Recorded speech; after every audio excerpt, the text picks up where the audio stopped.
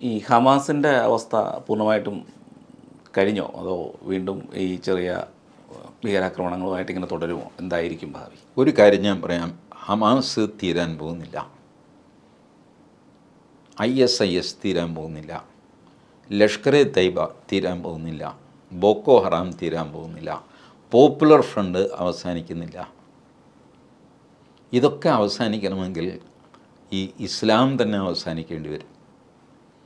അതുകൊണ്ട് you just cannot declare A day that തീർന്നു കേട്ടോ, അങ്ങനെ തീരില്ല. കാരണം ആ തിയോളജി അങ്ങനെയാണ്.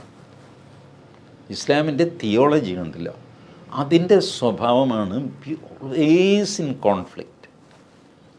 രവീന്ദ്രനാഥൻ ടാഗോർ ഒരിക്കലും എഴുതിയിരുന്നു, നിങ്ങൾക്ക് ഇസ്ലാമും ക്രിസ്ത്യാനിയുമായിട്ട് സമാധാനമായിട്ട് ജീവിക്കണമെങ്കിൽ ഒരേ ഒരു വഴിയേ ഉള്ളൂ, നിങ്ങൾ അവരായിട്ട് മാറുക, കൺവെർട്ട് ചെയ്യുക. ഇതല്ലാതെ സഹവർത്തിത്വം സാധ്യമല്ല എന്നെഴുതി ആര്? Rabindranath Tagore.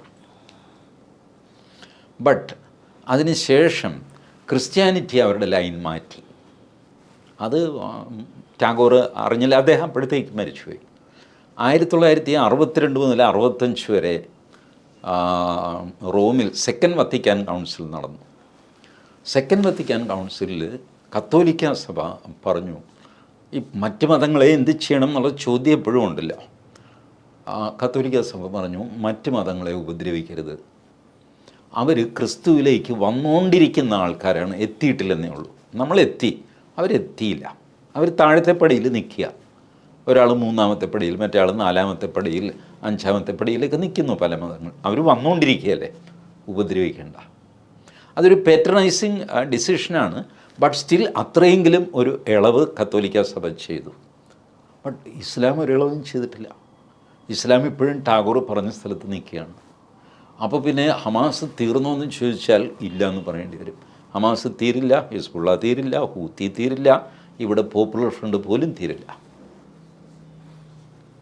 It is impossible. This conflict will continue. ചിലപ്പോൾ മയപ്പെട്ടു എന്ന് വരും, അൽ തക്കിയ എന്നൊക്കെ പറയുന്ന പോലെ, നമുക്ക് ഇപ്പോൾ അടിച്ചത് ശരിയാവില്ല, അതുകൊണ്ട് നമുക്ക് മര്യാദക്കാരാവാം, ഇങ്ങനെയൊക്കെയുള്ള സന്ധി സംഭാഷണങ്ങളിലൂടെയൊക്കെ മുന്നോട്ട് പോയി എന്ന് വരും. അതർവൈസ് ഇതിനൊരു ഫുൾ സ്റ്റോപ്പ് ഉണ്ടാകും എന്നാരും വിചാരിക്കേണ്ട.